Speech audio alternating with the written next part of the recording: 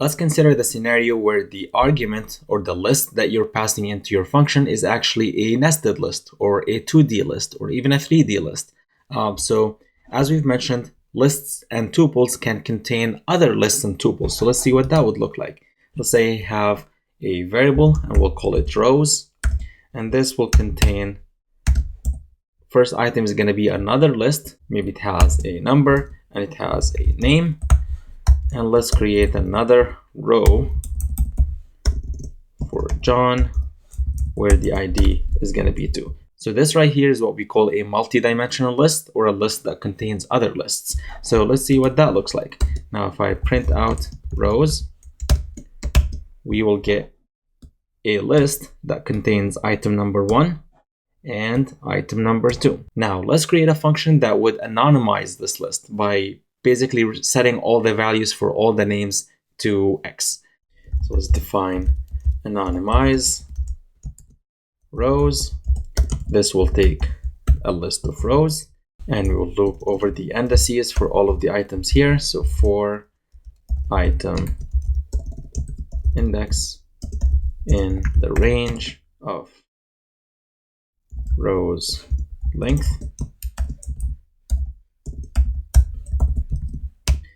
and for each item we're going to be getting rows at index item index, and we will be modifying the second item, which is index 1, setting that to X.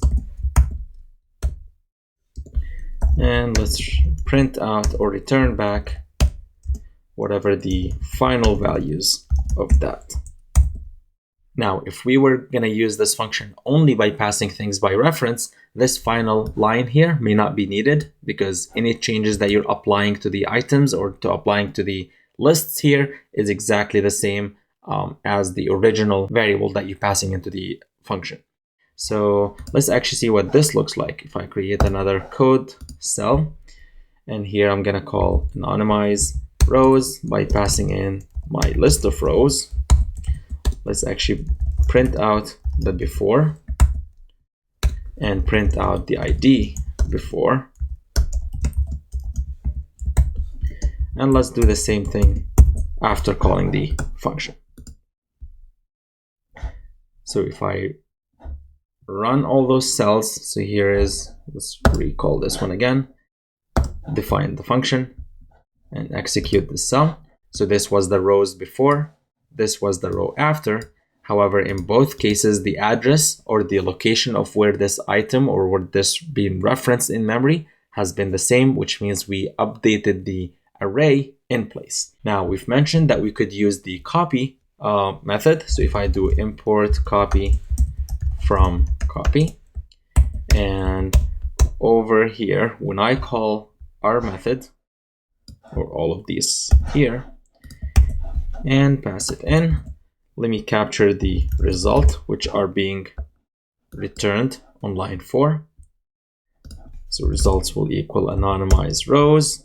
And instead of passing the rows itself or passing that actual reference to the original value, let's call copy and rows. Now, we're not going to need to show the IDs right now, since we're actually going to be capturing it in a new variable anyway. Now, let me actually get a fresh copy of what the rows were. That way, we're not using the updated value. So here's rows, and we can go ahead and print them, but we don't have to do that. But afterwards, after we've actually made some changes, let's go ahead and print rows. So this is going to be the original list, technically should not be modified. And this is going to be the updated list, which obviously should be modified. Now, if I call this function, it looks like both have been mutated, both have been updated.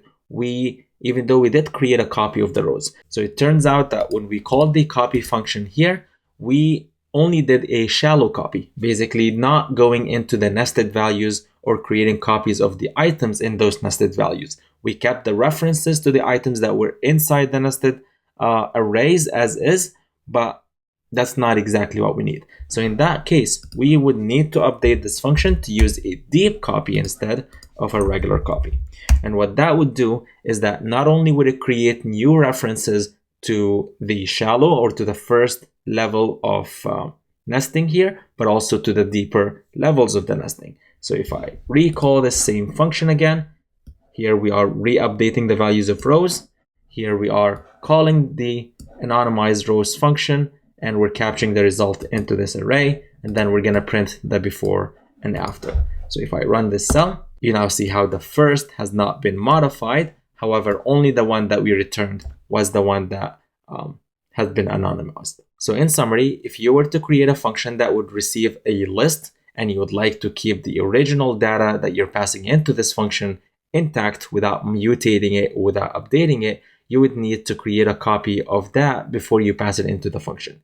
And you can create copies by either using the slicing mechanism, we could use the unpacking mechanism, or we could also use the copy and the DeepCopy methods from the copy module over here.